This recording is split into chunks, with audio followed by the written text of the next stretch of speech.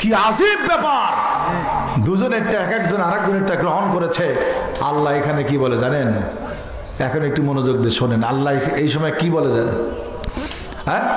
ইয়া আইয়ুহাল ইনসান মা গাররাকা বিরাব্বিকাল কারীম আল্লাযী খালাকাকা ফাসাওয়াকা ফাআদালাক ফি আইয়ি সূরাতিন মা শাআ রাক্কাবাক।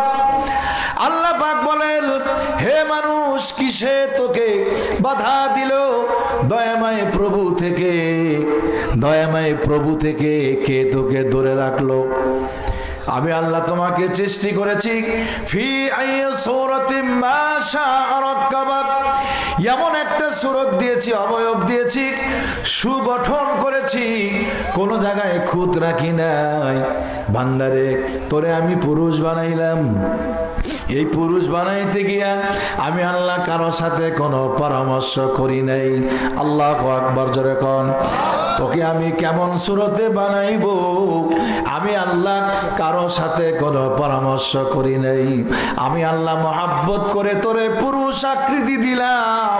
কেন তুই মহিলাদের সুরত ধারণ করলি? কথা কোন ঠিক না ঠিক?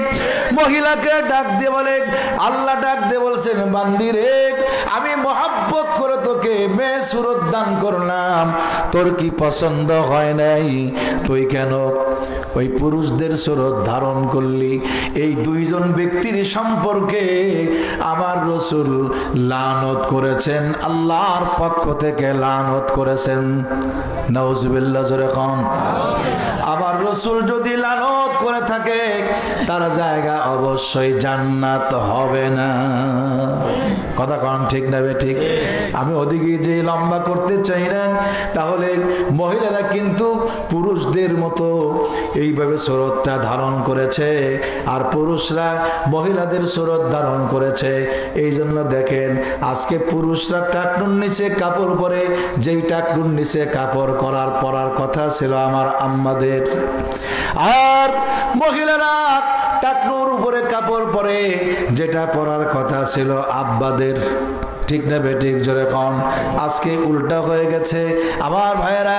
এখন আপনি আজকে শুনলেন টাকনুর নিচে কাপড় পরা হারাম, কালকে এই মাহফিল থেকে বের হয়ে যাওয়ার পরেও যদি আপনি টাকনুর নিচে কাপড় পরেন, তাহলে আপনি হলেন সবচাইতে বড় অহংকারী ডাকাত। আপনার জন্য জান্নাত হারাম। কে বলছে? রাসূল বলেছেন, আল কিবরু বাতারুল হক। রাসূলকে প্রশ্ন করে সাহাবায়ে কেরাম যে অহংকার কাকে বলে? অহংকার হলো টাকনুর নিচে কাপড় পরা হারাম। এই সত্য জানার পরেও, আগামী কাল থেকে, আজকে এই মাহফিল থেকে বের হওয়ার পরেও যদি আপনি টাকনুর নিচে কাপড় পরেন, তাহলে আপনি সত্যকে গোপন করলেন। ঘাড় বড়ায় চলে গেলে, ও থামতো, ও হুজুররা ও কয়েই থাকে।